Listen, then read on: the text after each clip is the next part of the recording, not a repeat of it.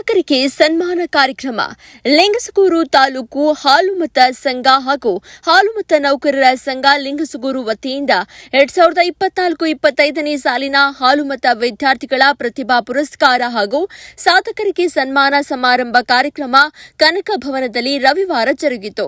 ಕನಕ ಗುರು ಪೀಠದ ಪರಮ ಪೂಜ್ಯ ಶ್ರೀ ಸಿದ್ದರಾಮಾನಂದಪುರಿ ಮಹಾಸ್ವಾಮಿಗಳು ಕಾರ್ಯಕ್ರಮದ ದಿವ್ಯ ಸಾನ್ನಿಧ್ಯ ವಹಿಸಿದರು. ಲಿಂಗಸಗೂರು ಶಾಸಕ ಮಾನಪ್ಪ ಡಿ ವರ್ಚುವಲ್ ಜ್ಯೋತಿ ಬೆಳಗುವ ಮೂಲಕ ಕಾರ್ಯಕ್ರಮದ ಉದ್ಘಾಟನೆ ಮಾಡಿದರು.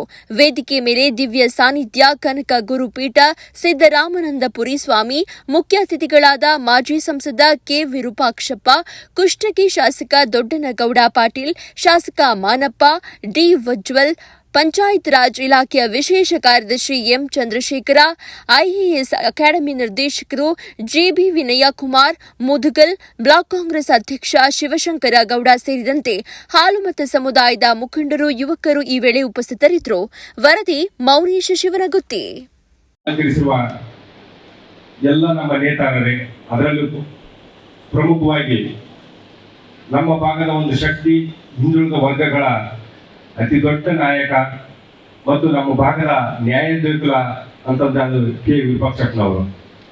ಅವರ ಒಂದು ಈ ವಯಸ್ಸಲ್ಲೂ ಸಹ ಎಲ್ಲೂ ಯಾವುದೇ ಸಮಾಜ, ಹಿಂದುಳಿದ ಸಮಾಜಗಳು ಎಸ್ಪೆಷಲಿ ಒಂದು ಆಹ್ವಾನ ಕೊಟ್ಟರೆ ಯಾವುದೇ ಕಾರಣಕ್ಕೂ ತಪ್ಪಿಸಲ್ಲ ಮತ್ತು ಕರೆಕ್ಟ್ ಟೈಮ್ಗೆ ಅಲ್ಲಿ ಹಾಜರಿರ್ತಾರೆ ಅಂತ ಒಂದು ಕಮಿಟ್ಮೆಂಟ್ ಅವರು.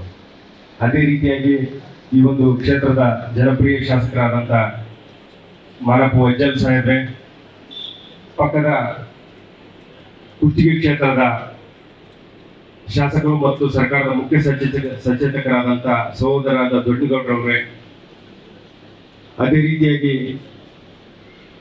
ದಾವಣಗೆರೆ